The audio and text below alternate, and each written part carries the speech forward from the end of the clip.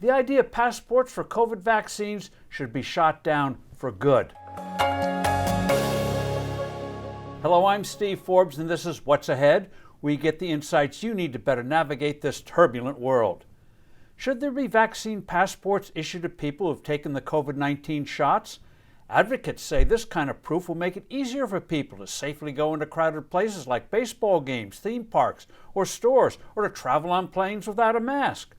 Right now, you get a sheet of paper from the provider like a hospital when you get vaccinated, but a formal passport would go further. It would be an app on your smartphone. You would whip it out for scanning when entering a restaurant or stadium. And there's the rub.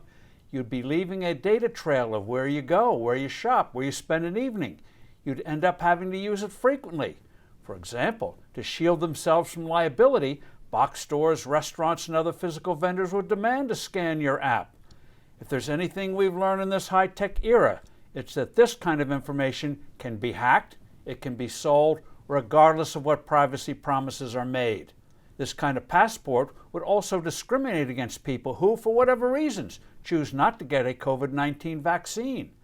Then we have to account for the lure of power. Certain public health authorities and nanny-state politicians would push to expand the use of these passports in the name of keeping you safe. They would have the app track what other vaccines you've gotten, what medicines you take, and indeed what foods you buy. After all, obesity over the long term is a huge cause of premature death from diseases like diabetes. Michael Bloomberg, when mayor of New York, wanted to ban large bottles of soda in the name of fighting obesity. There are supposed experts who still want us to wear a mask even after we've been vaccinated, when the facts show that in 99% of the cases, that is not necessary. You might have masks that you'd have to scan on your face before you leave the house. Far-fetched? Not in this crazy day and age. As our nation's founders knew, people can become crazed with power.